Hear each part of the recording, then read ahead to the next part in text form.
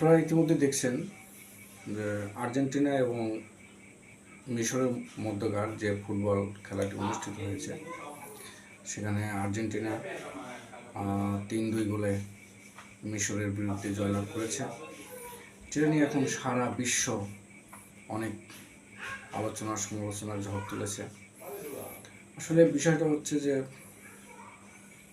FIFA হচ্ছে সর্বোচ্চ ফুটবলের প্রতিনিধিত্ব করে থাকে এবং তারাই কিন্তু ফুটবলের নিয়ম কানুন আইন যত যা আছে সেগুলো কিন্তু তৈরি করে। এখানে আমি আপনি সে কি করবে বলেন? তারাই তো হচ্ছে সব কিছুর হর্তাকর্তা। তো আমরা শুধু দেখে বিনোদন পাচ্ছি, এটাই আমাদের সান্ত্বনা। এছাড়া আমাদের কিছু করার নেই। আর যারা তাদের সাথে প্রোটেস্ট করতে পারবে তারাও কিন্তু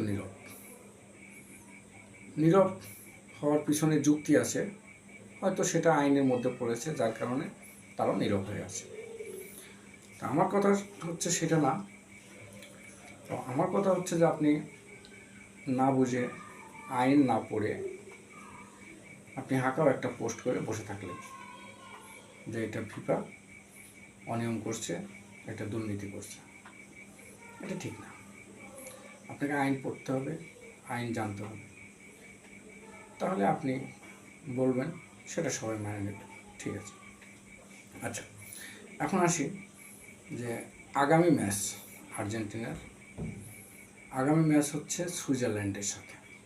এখন এই সুইজারল্যান্ডের সাথে আর্জেন্টিনার খেলা, এখন হয়তো অনেকে বলবে যে আবারও সেই কমিটির টিম।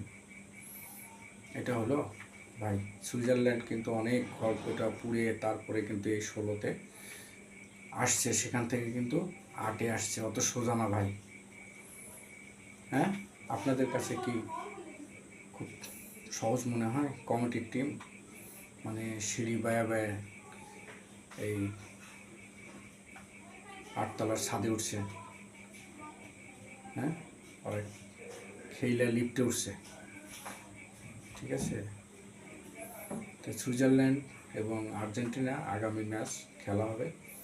এখন ইতিহাসে যা দেখা যায় যে সুইজারল্যান্ড এবং আর্জেন্টিনা তারা এ যাবৎকাল আন্তর্জাতিক ম্যাচে 7বার মুখোমুখি হয়েছে। 7বার মুখোমুখি হয়েছে, কিন্তু আর্জেন্টিনা জিতছে হচ্ছে 5বার। আর্জেন্টিনা জয়লাভ করছে 5বার আর ড্র করছে 2টা ম্যাচ। সুইজারল্যান্ড ড্র করছে 2টা ম্যাচ। তাহলে এই পরিসংখ্যানের দিকে তাকালে সেই হিসাবে নিঃসন্দেহে আর্জেন্টিনা সুইজারল্যান্ডের বিপক্ষে ফেভারিট টিম। আর সুইজারল্যান্ডের বিরুদ্ধে যেহেতু ফেভারিট টিম, সেক্ষেত্রে আর্জেন্টিনা সেমিতে চলে যাবে।